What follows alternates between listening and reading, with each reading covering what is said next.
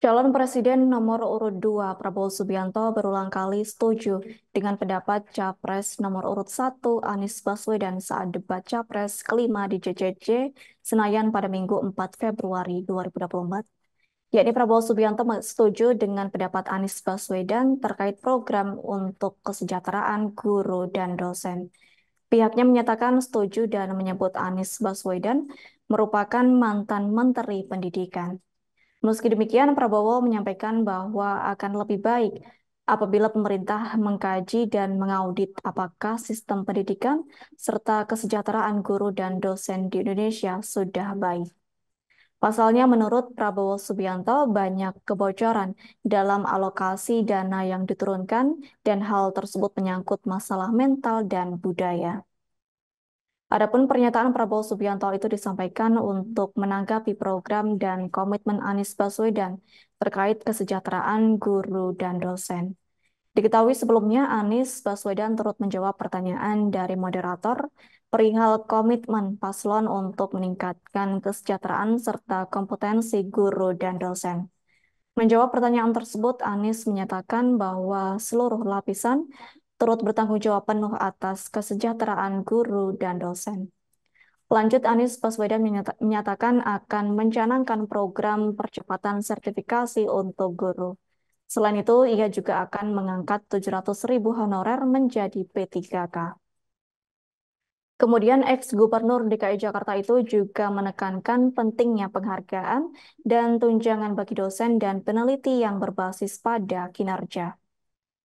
Diketahui sebelumnya Prabowo Subianto juga mengaku setuju dengan jawaban Anies Baswedan, yakni sepakatnya Prabowo itu berawal saat Anies Baswedan membeberkan pentingnya memberi ruang yang luas bagi para budayawan untuk berekspresi hingga merawat sejumlah warisan budaya bangsa.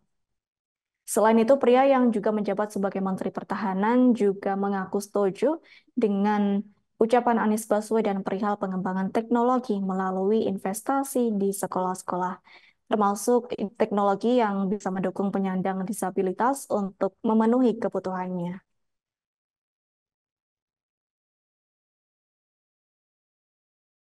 Ketika kita berbicara tentang mencerdaskan kehidupan bangsa, maka pendidik menjadi kuncinya. Kita ingin pendidik bisa mendidik anak-anak kita. Karena itu kita harus bertanggung jawab dengan penuh atas kesejahteraan pendidiknya, agar dia bisa konsentrasi mendidik anak-anak kita. Prinsip itu harus dipegang oleh seluruh penanggung jawab kebijakan di seluruh Indonesia. Kalau kita punya pegangan itu, maka terjemahannya mudah. Terjemahannya adalah pertanyaan, apakah tenaga pendidik di tempat Anda bertanggung jawab sudah mendapatkan penghasilan yang adil, penghasilan yang setara.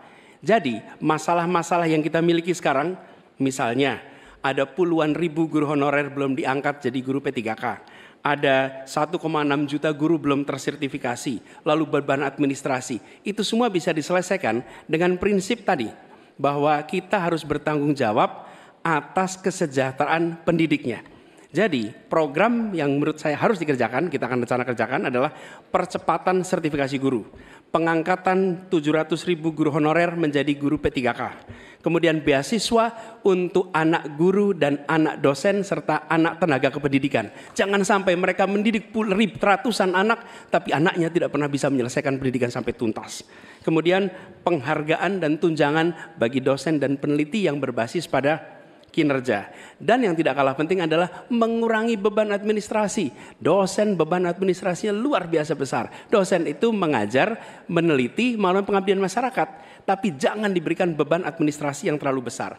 Jadi prinsipnya ada nilainya dulu yang kita pegang, kemudian ada turunan teknisnya, teknokrasi yang tadi saya sampaikan, dan kemudian bebaskan dari beban-beban yang tidak perlu. Demikian jawaban kami. Terima kasih.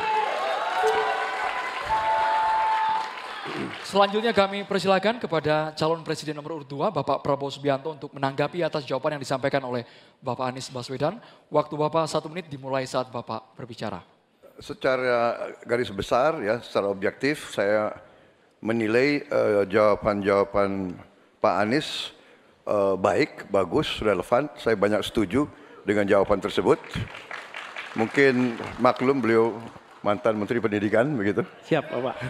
Tapi enggak, saya sangat sependapat. Saya mau nambahkan bahwa kita harus mengaudit, mengkaji sekarang sistem kita ini baik atau tidak. Karena banyak sekali kebocoran-kebocoran dalam alokasi dana yang diturunkan sampai ke tingkat kabupaten dan sebagainya. Ini menyangkut memang masalah mental dan budaya banyak pejabat-pejabat kita. Jadi kita harus koreksi diri, kita harus audit, dan di mana masalah sistemik yang kurang baik harus kita perbaiki. Kita harus berani memperbaiki sistem yang kurang baik.